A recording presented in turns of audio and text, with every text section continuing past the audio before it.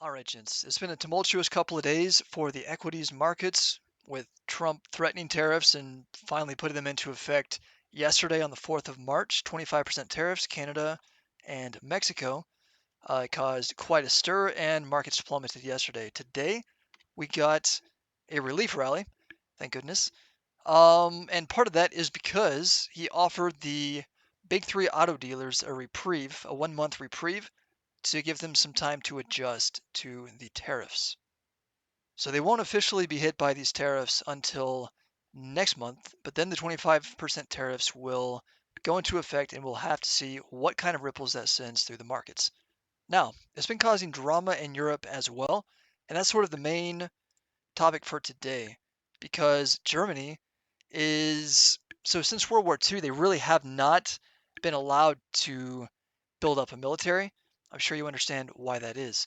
But now with Trump threatening to leave NATO, threatening to stop funding and defending Europe to the extent that it has now because of the cost that it incurs, well, Europe, especially Germany, is trying to become a little more independent, less reliant on the US, and they're going to rearm and increase military spending.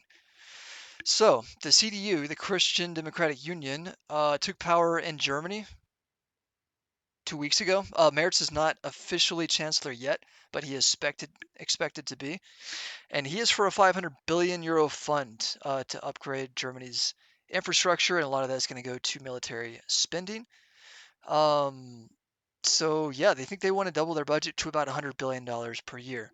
What this means is that any industry related to that spending bonus, spending increase, is really going to feel the impact in a very positive way. So I've been following the European steel industry for a little while, and so here we are. European steel stocks leap on German spending plans. Now the spending hasn't started yet. This is more of anticipation of what is to come. But if you remember from a couple months back, I recommended TKAMY. That's ThyssenKrupp. That is the number one steel manufacturer in Germany, and so they stand to benefit just as much, if not more, than anyone else, especially if they start producing heavy stuff like tanks and bombs and stuff like that.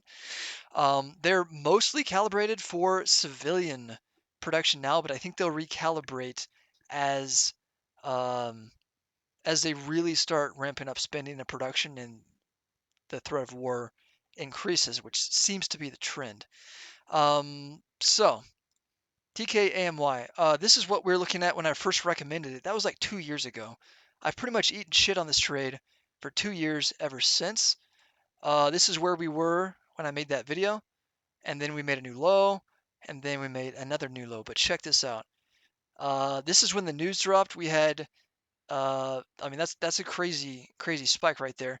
And this volume profile we have not seen since the collapse back in 2020. So this is looking pretty promising. And of course, this follow through, we gap up the next week on also very impressive volume. And now I'm back in the green on this trade, and it's looking pretty good. Most of this is just hype now, but we'll have to see what kind of developments come in the next couple of weeks and exactly what Germany's spending looks like. But ThyssenKrupp, TKAMY, that's going to be one to keep an eye on. But yeah, I just wanted to kind of point that out as a follow-up from the last video. I am pretty excited that this trade is finally working out and finally paying off, even if it did take 2 years. We were ahead of the curve. I'm not too ashamed about that. As long as it works out in the end, that's all I care about. I've been patient. But yeah, I think as far as a price target is concerned, I mean, you'll have to, determine your own risk, your own tolerance. But I'm looking somewhere up here in the low 20s. That's probably uh, all the further I'm going to ride this. In fact, I might actually sell around 14 and wait for a pullback. Yeah, 14, 15 actually looks pretty good. But I mean, that's going to put us at about a 50% profit. If that happens, we'll have to see.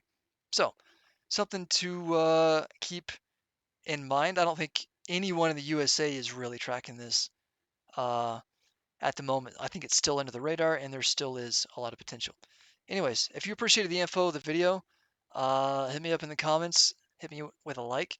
Let me know if there are any questions you have, any other stocks you'd like me to look into. Until next time, peace.